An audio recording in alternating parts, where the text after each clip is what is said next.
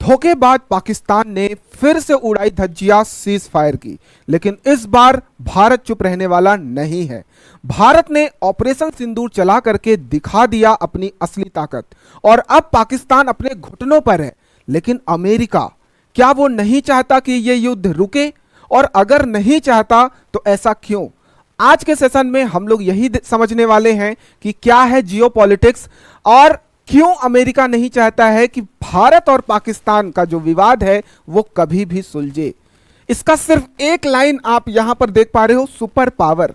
ये काफी है अपने आप में ये बताने के लिए कि ये कॉन्फ्लिक्ट जो भारत पाकिस्तान का चला आ रहा है 1947 से, इसे कभी भी खत्म नहीं करने देना चाहता है अमेरिका। चाहे वो कोई भी राष्ट्रपति हो अमेरिका का, वो ये बिल्कुल नहीं चाहेगा, क्योंकि ये सुपर पावर बने रहना चाहता है। इसके पीछे की क्या कहानी है आज हम समझेंगे। सबसे पहली चीज, ये जो शब्द है दोगला, ये अमेरिका के लिए बिल्कुल ठीक बैठता है, क्योंकि अमेरिका जो है वो बिल्कुल दोगलेपन की हद पार कर चुका है।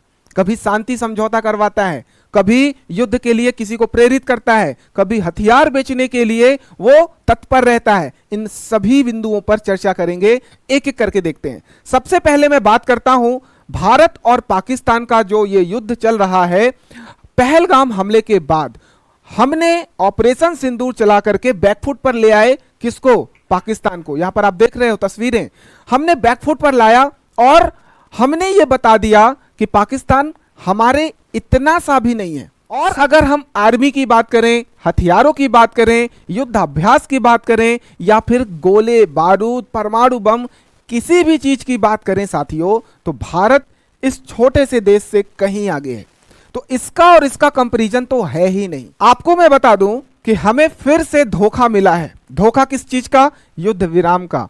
यहां पर अचानक से रात भर डोनाल्ड ट्रंप बैठते हैं और भारत पाकिस्तान की मध्यस्थता करते हुए युद्ध विराम करवाने का प्रयास करते हैं। यह जो धोखा है इसे हमको समझना होगा आज के सेशन में। युद्ध विराम एक धोखा था, धोखा है, धोखा ही रहेगा, क्योंकि ये जो भाई साहब हैं ये कभी नहीं चाहेंगे कि युद्ध विराम हो। क्यों युद्ध विराम हुआ? क्योंकि जो पाकिस्तान है ये बैकफुट पर है, इसके पास अब इतने संसाधन नहीं हैं, इसकी अर्थव्यवस्था पूरी तरीके से डिस्ट्रॉय हो चुकी है। अब आर्मी के पास इतने हथियार भी नहीं हैं कि वो भारत का सामना कर सकें। यहां पर ये भीख मांग मांग करके हथियार इकट्ठा करता है और उसका उपयोग भारत के खिलाफ करता है। चीन से फाइटर जेट्स मांगता है, ड्रोन्स मांगता है टर्की से, और आकर के हम पर अटैक करता है। युद्ध कंटिन्यू रहे, इसके लिए जियोपॉलिटिक्स बड़े लेवल पर खेली जा रही है। आइए समझते हैं। सबसे पहले बात करते हैं कि पाकिस्तान जो है अचानक से आईएमएफ के पास, इंटरनेशनल मॉनिटरिंग फंड के पास जाता है और उसके पास गिड़गिड़ाते हुए बोलता है कि हमारे देश की अर्थव्यवस्था युद्ध की वजह से काफी ज्यादा डिस्ट्रॉय हो गई है, हमारे पास खाने के वांदे पड़े हुए हैं। तो अचानक से रातों रात ऐसा क्या होता है कि भारत को अपना वोट देने का मौका भी नहीं मिलता है और इसे कम नहीं 2.3 अरब डॉलर का फंड अप्रूव हो जाता है और 1 अरब डॉलर तो तुरंत देने की बात भी हो जाती है। ऐसा कैसे हो जा रहा है? यहां पर युद्ध विराम हो रहा है और अचानक से इसको फंड मिल रहा है। क्या इसके पीछे कोई कॉन्स्पिरेसी है? उसी कॉन्स्पिरेसी को उजागर करते हैं आज के सेशन में। आप यहां पर देखेंगे जियोपॉलिटिक्स चल क्या रहा है, स्पेशली 3 देशों में, भारत, पाकिस्तान और अमेरिका। अमेरिका जो है अपने आप को सुप्रीम लीडर मानता है और वो अभी है भी, ठीक है, मानते हैं। यहां पर अमेरिका का दोगलापन को देखो, मैंने कुछ आपको फ्लो चार्ट के थ्रू समझा रहा हूं।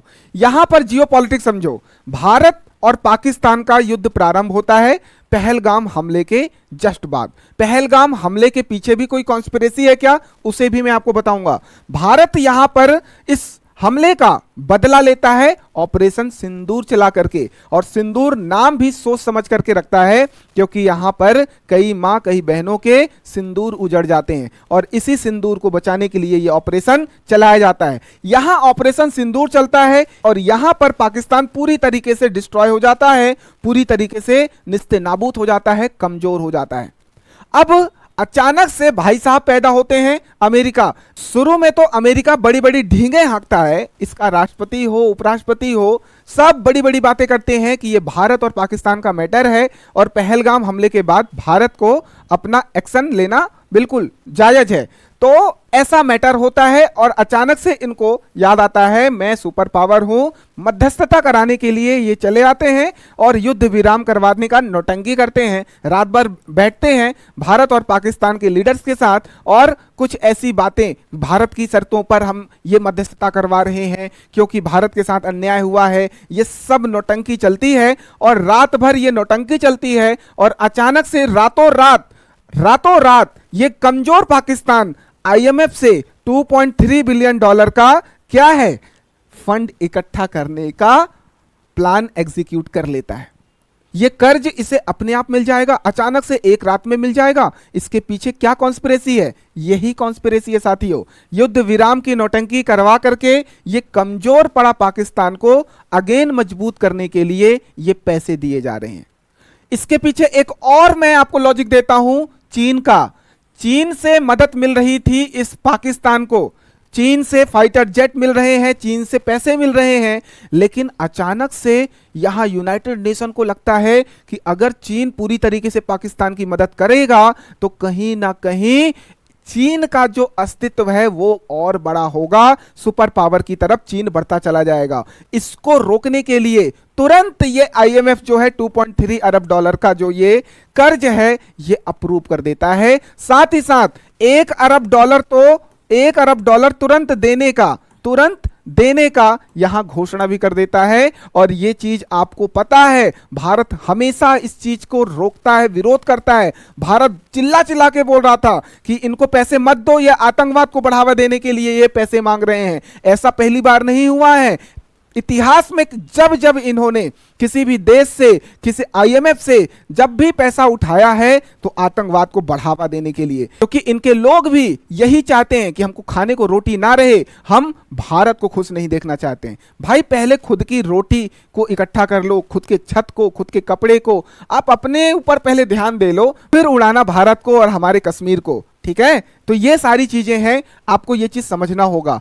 अब आगे देखो, यहां पर सुपर पावर भाई साहब के पास 16% से ज्यादा पावर होती है आईएमएफ की, ये अप्रूव करवा देते हैं और बाकी कंट्री भी अप्रूव करवा देते हैं। बहुत बढ़िया, इनको मिल गया। इसके अलावा अब भारत से क्या डील होगी कि भाई मैं सुपर पावर हूं, मैं बहुत बड़े बड़े हथियार बनाता हूं, मुझसे हथियार खरीदो। और ये अपने हथियार किसको बेचेगा? भारत से। क्यों? क्योंकि आपका दुश्मन अभी खत्म नहीं हुआ है, आपका दुश्मन है बगल में, पड़ोसी में। आपका दुश्मन अगर जिंदा रहेगा, आतंकवाद जिंदा रहेगा, तो आपको हथियारों की जरूरत हमेशा पड़ेगी। तो इधर हमको बेच रहा है हथियार, इधर इनको मजबूत कर रहा है आतंकवाद के खिलाफ। और आपको समझना होगा कि ये आपस में लड़ते रहें, ये इनकी कॉन्स्पिरेसी है, और सुपर पावर हम बने रहें, ये इनकी सबसे बड़ी कॉन्स्पिरेसी है। तो ये पूरी की पूरी जियोपॉलिटिक्स आपको समझना होगा। मैंने बिल्कुल आसान भाषा में आपको ये बताने का प्रयास किया है, और ये जो युद्ध है ये लगातार मेरे ख्याल से आगे बढ़ता रहेगा।